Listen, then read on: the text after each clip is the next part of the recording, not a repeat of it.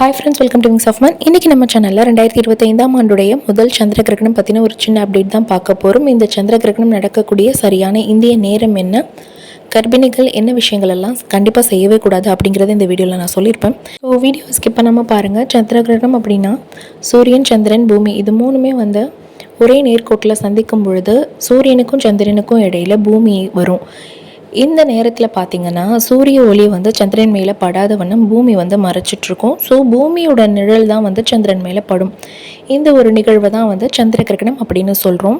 2025ஆம் ஆண்டுடைய முதல் கிரகணமே சந்திர கிரகணம் தான். இது ஒரு முழு சந்திர கிரகணம். இந்த சந்திர கிரகணத்துக்கு இரத்த நிலவு, இரத்த சந்திர கிரகணம், இரத்த சிவப்பு சந்திர கிரகணம், ரெட் மூன் அப்படின்லாம் பேர் இருக்குது. எதனால் அப்படின்னா இந்த சந்திர கிரகணம் நிகழும்போது பார்த்திங்கன்னா ஒரு ஸ்டேஜில் இந்த முழு நிலவுமே ரத்த சிவப்பு நிறத்தில் மாறிடும். இதனால் இதை ரத்த நிலவு அப்படின்னுலாம் சொல்கிறாங்க. நமக்கு இந்த சந்திர கிரகணம் என்றைக்கு வருது அப்படின்னு பார்த்திங்கன்னா 2025ஆம் ஆண்டுடைய மார்ச் 14ஆம் தேதி வெள்ளிக்கிழமை அன்று தான் இந்த கிரகணமானது நிகழவிருக்கு. இந்திய நேரப்படி இந்த கிரகணம் பார்த்திங்கன்னா காலை 9:27க்கு தொடங்கி மாலை 3:03க்கு முடிவடையுது. இந்த கிரகணம் கிட்டத்தட்ட 6 மணி நேரத்துக்கு நீடிக்கும். இந்த கிரகணத்துடைய உச்சக்கட்ட நிலை எப்போ இருக்கும் அப்படின்னு பார்த்தீங்கன்னா பகல் 12:28க்கு இந்த கிரகணமானது பீக் ஸ்டேஜில் இருக்கும். இந்த சந்திர கிரகணம் நிகழக்கூடிய அந்த நேரம் பார்த்திங்கன்னா நமக்கு இந்திய நேரப்படி பகல் பொழுதாக இருக்கிறதுனால இந்தியாவில் இருக்கிற மக்களால் இந்த கிரகணத்தை பார்க்க முடியாது. பட் கர்ப்பிணி பெண்களாக இருக்கும் பட்சத்தில் கிரகணத்தப்போ என்னென்னலாம் நம்ம ஃபாலோ பண்ணுவோமோ அதை இந்த கிரகணம் அப்போவும் ஃபாலோ பண்ணிக்கணும். கர்ப்பிணி பெண்கள் செய்ய வேண்டிய முக்கியமான விஷயம் அப்படின்னு பார்த்தா தேவையில்லாமல் வெளியே சுற்றாமல் வீட்டுக்குள்ளே இருக்கிறது தான். இந்த கிரகணம் அன்னைக்கு பார்த்திங்கன்னா பகல் பொழுதில் சூரிய கதிர்கள் ரொம்பவே வீரியமிக்கதாக இருக்கும். அதனால தான் தேவையில்லாமல் வெளியே சுற்றக்கூடாது. முக்கியமான அப்பாயின்மெண்ட் இருக்குது, டாக்டர் பார்க்கணும், டியூ டேட் அன்னைக்கு தான் இருக்குது, ஸ்கேன் எடுக்கணும், அல்லது சடனாக பெயின் வந்துடுச்சு அப்படின்னா அந்த நேரத்தில் நீங்கள் தாராளமாக வெளியே போகலாம். அதை தவிர்த்து நீங்கள் தேவையில்லாமல் வெளியே சுற்ற வேண்டாம். நெக்ஸ்ட் நீங்கள் பண்ண வேண்டிய முக்கியமான விஷயம் என்னென்னா முடிஞ்ச அளவுக்கு எளிதில் ஜீரணமாகக்கூடிய உணவுகளை அந்த நேரத்தில் நம்ம எடுத்துக்கணும். நான்வெஜ் ஐட்டம் எடுக்காதீங்க. அதே போல் ரொம்ப ஆயிலி டீப் ஃப்ரைட் ஐட்டம் இதெல்லாம் நம்ம எடுக்கக்கூடாது. அந்த டைமில் பார்த்திங்கன்னா நம்மளோட ஜீரண சக்தி கம்மியாக இருக்கும் அப்படின்னு சொல்லுவோம். இதனால தான் நம்ம ரொம்பவே லைட்டான ஃபுட்டாக எடுத்துக்கணும். அதுக்காக சாப்பிடாம மட்டும் இருந்துடக்கூடாது. இந்த கிரகணம் பார்த்திங்கன்னா கிட்டத்தட்ட 6 ஹவர்ஸ் நீடிக்கும். அந்த 6 ஹவர்ஸ் ஃபுல்லாக யாராலையும் சாப்பிடாமையோ தண்ணி குடிக்காமலோ இருக்க முடியாது.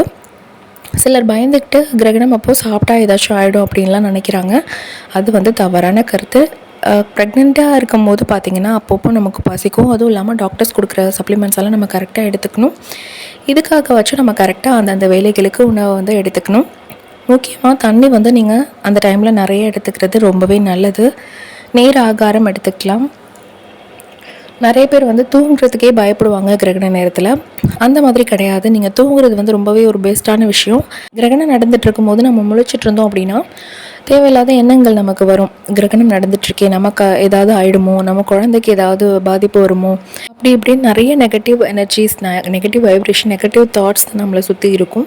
ஸோ இதெல்லாம் நம்ம அவாய்ட் பண்ணிக்கணும். மைண்டு காமாக வச்சுக்கணுன்னா பெஸ்ட்டு நம்ம தூங்கிடுறது தான். அந்த டைமில் உங்களுக்கு தூக்கம் வந்துச்சு அப்படின்னா ரொம்பவே நல்லது. தூக்கம் வராத பட்சத்தில் உங்கள் மனசை அமைதியாக வச்சுக்கிறதுக்கு உங்களுக்கு பிடிச்சமான புத்தகத்தை படிங்க. உங்களுக்கு பிடிச்ச தெய்வத்தை நீங்கள் வழிபடலாம். இந்த மாதிரி நம்ம செய்யும் போது தேவையில்லாத பயமோ பதட்டமோ நம்மக்கிட்ட இருக்காது.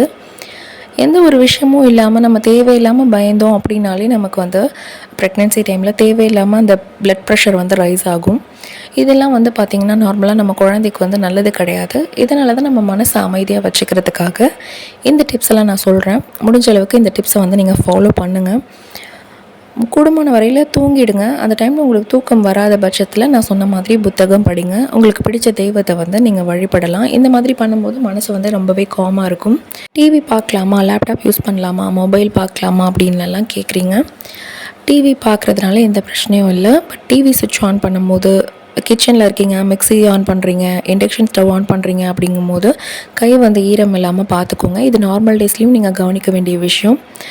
நெக்ஸ்ட்டு நிறைய பேர் லேப்டாப்பு, மொபைல் இதெல்லாம் சார்ஜ் போட்டுக்கிட்டு யூஸ் பண்ணுறீங்க. அந்த விஷயத்தை மட்டும் கொஞ்சம் அவாய்ட் பண்ணிக்கோங்க. மொபைல் பார்த்திங்கன்னா உங்களுக்கு தேவையான முக்கியமான கால்ஸ் வந்தால் மட்டும் அட்டன் பண்ணுங்கள். நார்மலாகவே ப்ரெக்னன்சி டேஸில் லேப்டாப்பு, மொபைலெல்லாம் அதிக நேரம் பார்த்துட்டு ஒரே இடத்துல உட்காந்துட்ருக்குது இதெல்லாம் பண்ணவே கூடாது. முக்கியமாக நிறைய பேர் என்ன பண்ணுறாங்க அப்படின்னா, இந்த லேப்டாப் வந்து மடியில் வச்சுட்டு யூஸ் பண்ணுறாங்க. டேபிள் வைக்கிறதில்ல, குஷன் வைக்கிறதில்ல. அதெல்லாம் பண்ணாமல் மடியில் வச்சுட்டு யூஸ் பண்ணும்போது பார்த்திங்கன்னா, அதுலேருந்து அவ்வளோ பயங்கரமான ஹீட் வந்து எமிட் ஆகும். அந்த ஹீட்டை பார்த்திங்கன்னா நார்மலாக பிரிஸ்காக இருக்கிற ஒரு மனுஷனையே பயங்கரமாக டயர்டாக்கி விட்டுரும். அப்போ ப்ரெக்னென்சியில் பார்த்திங்கன்னா நம்ம மோஸ்ட்லி வந்து டயர்டாக ஃபீல் பண்ணுவோம், டல்லாக ஃபீல் பண்ணுவோம். அப்படி இருக்கும்போது நம்ம வயிற்றுக்கிட்ட வச்சு நம்ம அந்த மாதிரி லேப்டாப்பை மடியில் வச்சு யூஸ் பண்ணுறதுனால இன்னுமே பயங்கரமாக டயர்டாகிடுவோம். அதுவும் இல்லாமல் அதுலேருந்து எமிட் ஆகிற ரேடியேஷன் குழந்தைக்கு நல்லதில்லை. மொபைலும் அப்படி தான். முக்கியமான கால்ஸ் வந்தால் மட்டும் அட்டன் பண்ணுங்கள். லேப்டாப் இதெல்லாம் வந்து நம்ம யூஸ் பண்ணும்போது சார்ஜ் போட்டுட்டு யூஸ் பண்ணக்கூடாது. அதுக்கான டேபிள் வச்சு யூஸ் பண்ணுங்கள். நிறைய பேர் வந்து மொபைல் ஸ்டாண்டு மாதிரி அந்த ப்ரெக்னென்சி பெல்லி இருக்குல்ல, வயிறு மேலே வச்சு ஒரு மாதிரி ஸ்டாண்டு மாதிரி யூஸ் பண்ணுறீங்க. இதெல்லாம் பண்ணவே பண்ணாதீங்க. இதெல்லாம் நம்ம கண்ணுக்கு தெரியாமல் குழந்தையை பாதிக்கக்கூடிய வழிகள் இது. நெக்ஸ்ட்டு முக்கியமான ஒரு விஷயம் என்னென்னா, நிறைய பேர் வீட்டில் வந்து வெளிப்புறத்தில் தான் டாய்லெட்டு, பாத்ரூம் இதெல்லாம் கட்டி வச்சுருப்பாங்க. வீட்டுக்கு செப்பரேட்டாக வெளியே கட்டியிருப்பாங்க. அப்போது வந்து என்ன பண்ணுவாங்கன்னா, கிடக்கிற நேரத்தில் பயந்துக்கிட்டு வெளியே போய் டாய்லெட் யூஸ் பண்ணுறதெல்லாம் பண்ணாமல் ரொம்ப நேரம் வந்து ஹோல்டு பண்ணி வச்சுருப்பீங்க. அந்த மாதிரி பண்ணக்கூடாது. ப்ரெக்னென்சி டைமில் வந்து யூரினை ஹோல்டு பண்ணுறது ரொம்பவே தவறான விஷயம். சிறுநீர் பாதை தொற்று அப்படின்னு சொல்லக்கூடிய யூரினரி ட்ராக்ட் இன்ஃபெக்ஷன் வந்து நமக்கு வந்துருச்சு அப்படின்னா கண்டிப்பாக குழந்தைய அது பெரிய அளவில் பாதிக்கும். இதுக்கு முக்கியமான காரணம் என்னென்னா, தண்ணி அதிகமாக குடிக்காமல் இருக்கிறதும், யூரினை வந்து ஹோல்டு பண்ணுறது, அலட்சிய போக்காக யூரின் வந்து ரிலீஸ் பண்ணாமல் ரொம்ப நேரத்துக்கு வந்து அடக்கி வச்சுருக்குது, இதெல்லாம் பண்ணுறதுனால தான் இந்த மாதிரி பாதிப்பு வந்து வருது. ஸோ கொஞ்சம் அதை கன்சிடர் பண்ணிக்கோங்க. எப்போல்லாம் உங்களுக்கு யூரின் ரிலீஸ் பண்ணணுமோ அப்போ தயவு செஞ்சு போய்ட்டு ரிலீஸ் பண்ணுங்கள். சோம்பேறித்தனமாக இருக்கக்கூடாது. ஏன்னா நிறைய நேரம் பார்த்திங்கன்னா ப்ரெக்னென்சி டைமில் நமக்கு யூரின் வந்து அதிகமாக வர மாதிரியே இருக்கும். அப்பப்போ ஃப்ரீக்வெண்ட் யூரினேஷன் அப்படின்னு சொல்லுவாங்கள்ல, அடிக்கடி வந்து நம்ம இப்போ தான் போயிட்டு வந்திருப்போம், திரும்பவும் யூரின் போகணும் அப்படின்னு தோணும். அந்த மாதிரி உங்களுக்கு ஃபீல் இருந்துச்சுன்னா தயவு செஞ்சு போய் ரிலீஸ் பண்ணிவிட்டு வரணும். அதை நம்ம ஹோல்டு பண்ணிவிட்டு அப்புறம் போய்க்கலாம்னு அலட்சிய போக்கில் பண்ணோம் அப்படின்னா இந்த மாதிரி யூரினரி ட்ராக்ட் இன்ஃபெக்ஷன் சொன்னேன் இல்லையா, அந்த மாதிரி சிறுநீர் பாதை தொற்று வந்து வரும். நிறைய டாக்டர்ஸ் வந்து மெயினாக சொல்கிற அட்வைஸ் இது தான், யூரினை ஹோல்டு பண்ணக்கூடாது, தண்ணி நிறையா குடிக்கணும். இதை கொஞ்சம் கன்சிடர் பண்ணிக்கோங்க. பாத்ரூம் டாய்லெட்லாம் யூஸ் பண்ணுறீங்கன்னா ஃபர்ஸ்ட்டு ஸ்டெப்-இன் ஆகிறதுக்கு முன்னாடி கால் வச்சு வழுக்குதா என்ன அப்படிங்கிறத டெஸ்ட் பண்ணிவிட்டு நீங்கள் அப்புறம் தான் உள்ளே போகணும். இது வந்து நார்மல் டேஸில் நீங்கள் செய்யக்கூடிய முக்கியமான விஷயம். நெக்ஸ்ட் வந்து நிறைய பேர் கேட்குறது என்னன்னா, நான் இந்த மாதிரி கிரகணம் முடிஞ்சதுக்கப்புறம் குளிக்கணுமா, வீட்டை சுத்தம் பண்ணணுமா அப்படின்லாம் கேட்குறீங்க. வீட்டை சுத்தம் பண்ணணும் அப்படின்லாம் அவசியமே கிடையாது. நீங்கள் வெளியே போயிட்டீங்க, ரொம்ப நேரம் வந்து வெளியில் எக்ஸ்போஸ் ஆகிட்டு வரீங்க அப்படின்னா மட்டும் தயவு செஞ்சு வீட்டுக்கு வந்ததுக்கப்புறம் ஒரு முறை குளிச்சுடுறது ரொம்பவே நல்லது. குளிக்கும்போது அந்த தண்ணியில் வந்து உப்பு மஞ்சள் நீர் வந்து சேர்த்து குளிங்க. துளசி இலையோ வேப்பங்குழுந்தோ கிடச்சிச்சின்னா அது கூட போட்டு குளிக்கலாம். இது நார்மல் டேஸ்லேயும் ப்ரெக்னென்சியில் வீக்லி ஒன்ஸ் இதை ஃபாலோ பண்ணிங்க அப்படின்னா உங்களுக்கு வந்து நல்ல ஒரு கிருமி நாசினியாக அது செயல்படும். மற்றபடி நீங்கள் வீட்டுக்குள்ளே தான் இருக்கீங்க, கிரகணம் அன்றைக்கி வெளியே போகவே இல்லை அப்படின்னா கண்டிப்பாக குளிக்கணும் அப்படின்னு எந்த அவசியமும் கிடையாது. நீங்கள் உங்கள் ரொட்டீனில் வந்து எப்போ குளிப்பீங்களோ அதே போல் நீங்கள் ஃபாலோ பண்ணிக்கலாம். பொதுவாகவே கிரகண நேரத்தில் புவியீர்ப்பு சக்தியில் பயங்கர டிஃப்ரென்ஸ் இருக்கும். கிரகண நேரத்தில் நிறைய நியூஸில் நீங்கள் பார்த்துருப்பீங்க. பழங்காலத்தில் நம்ம முன்னோர்கள் கூட இதில் வந்து சொல்லி கேள்விப்பட்டிருப்பீங்க. கிரகண நேரத்தில் வந்து அந்த உலக்கையை செங்குத்தாக நிறுத்தி வச்சோன்னா அந்த கிரகணம் முடிகிற வரைக்கும் அப்படியே குத்திட்டு நிற்கும். கிரகணம் முடிஞ்சதும் கீழே விழுந்துடும். இதுக்கு என்ன காரணம் அப்படின்னா, கிரகண நேரத்தில் பூமியோட ஈர்ப்பு சக்தியில் டிஃப்ரென்ஸ் இருக்குது. இந்த ரீசனுக்காக தான் கிரகண நேரத்தில் நம்ம ஷார்ப்பான பொருட்களை கையாளக்கூடாது அப்படின்னு சொல்லுவாங்க. கத்தி, கத்திரிக்கோள், அரிவாள், மனை இந்த மாதிரி பொருட்களை நம்ம ஹேண்டில் பண்ணும்போது தவறுதெல்லாம் நம்ம கை கட் பண்ணிக்க வாய்ப்பு இருக்குது. அப்படிங்கிறதுனால தான் ஷார்ப்பான பொருட்களை ஹேண்டில் பண்ண வேண்டாம் அப்படின்னு சொல்லுவாங்க. பட் இது நம்ம சமைக்கிற டைமில் இருக்கிறதுனால கண்டிப்பாக நம்ம கத்தி, கத்திரிக்கோளெல்லாம் யூஸ் பண்ணாமல் இருக்க முடியாது. ஸோ கொஞ்சம் பார்த்து கேர்ஃபுல்லாக ஹேண்டில் பண்ணுங்கள்.